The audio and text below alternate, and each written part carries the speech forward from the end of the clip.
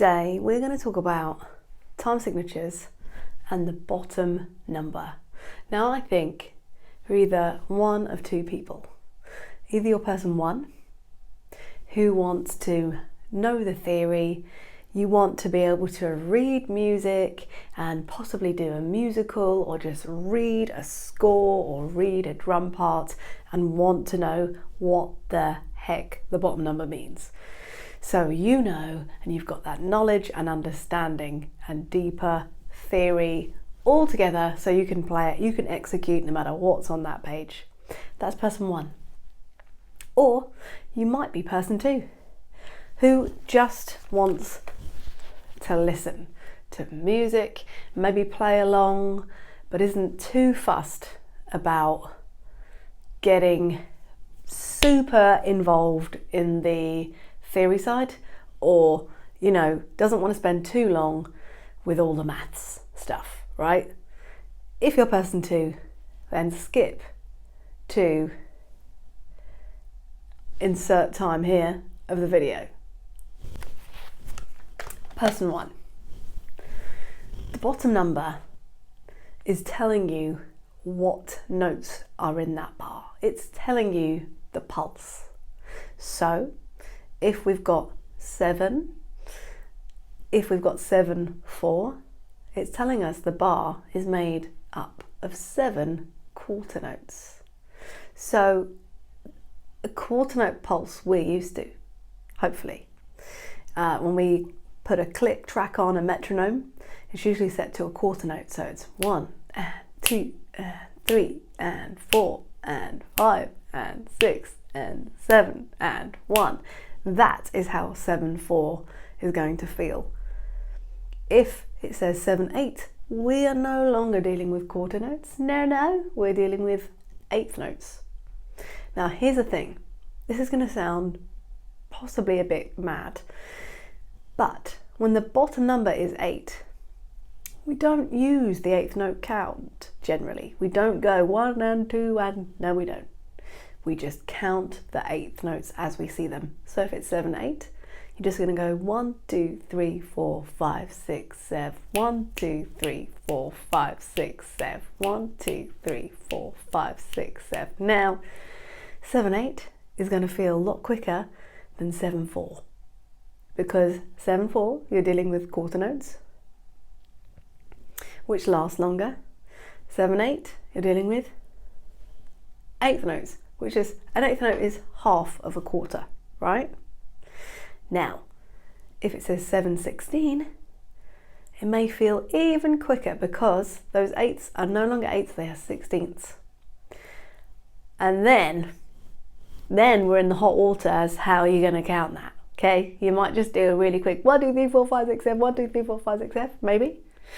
Or you might go 1E and a 2E and 1E and a 2E and 1. That's a whole other video, what to count. That's another video, not this one. So the bottom number is going to give you your pulse at the bottom. And then the top number is how many. So we were using 7. But it could be anything. It could be 5/8, it could be 5/4, it could be 9/8, it could be 21/16. And so what you need to really practice and get good at is knowing what the relationship is between quarters, eighths and sixteenths. So I would encourage you to put a click on and put the click on as quarter notes and just play 1, 2, 3, 4, your quarters, and then switch to eighths. 1 and 2 and 3 and 4. Switch to sixteenths, 1E and a 2E and a 3.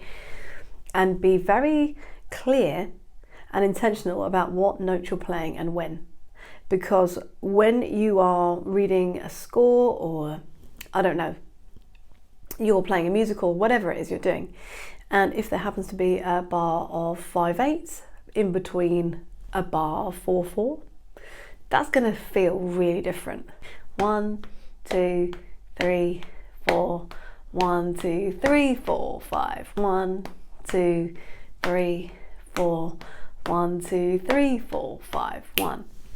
So the difference is super clear that the bar of 5/8 that I'm playing is quicker, right? If we did 4/4 and then 5/4, it sounds like this. 1, 2, 3, 4. 1, 2, 3, 4, 5.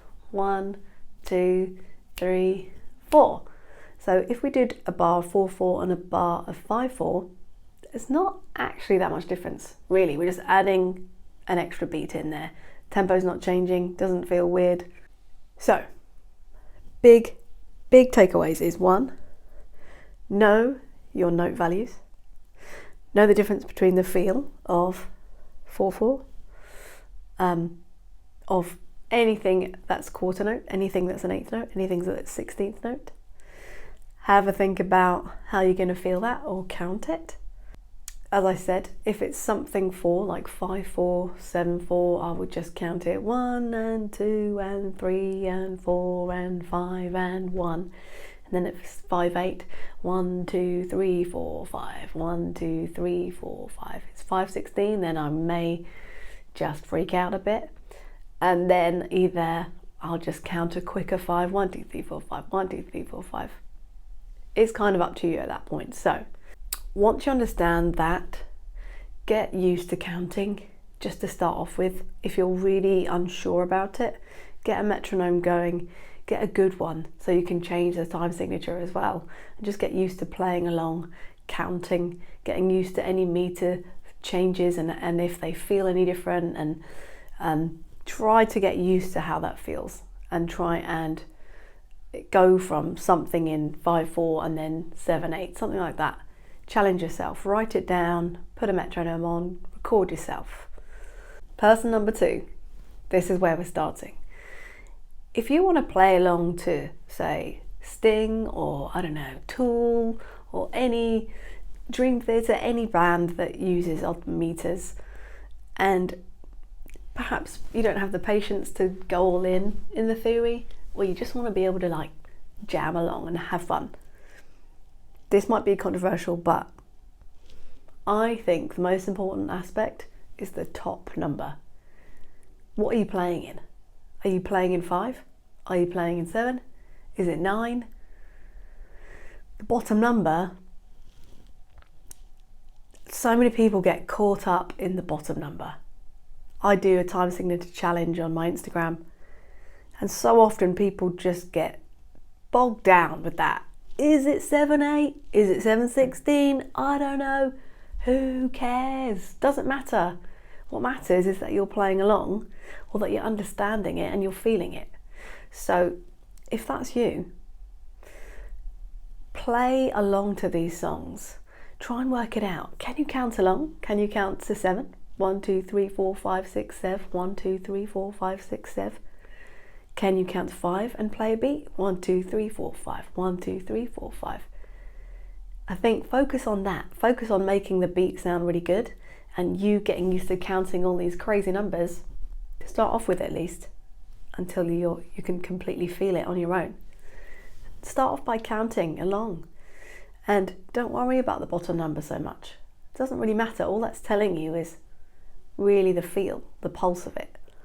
So if that stuff scares you a bit, then you don't have to go there straight away. You can start with just 1, 2, 3, 4, 5. 1, 2, 3, 4, 5. Personally, I think it's about people having fun, people experimenting and getting curious. And if that's you, if that means you've never done odd time before and you really want to try, then I just say try. Just have a go. Find that song. Look it up if you need to. What time signature is it? Okay, if it's in 5, count along. Maybe you can feel that. Maybe you can try and play along.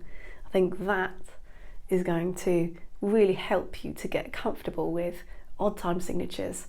And then when you're ready, go back to the beginning of this video or buy some books, get into the theory a bit more, and then your understanding will just grow. And not only will you be having fun, but you'll know what you're talking about and you'll feel a bit more confident maybe. But for now, have fun, enjoy, and let me know how you get on.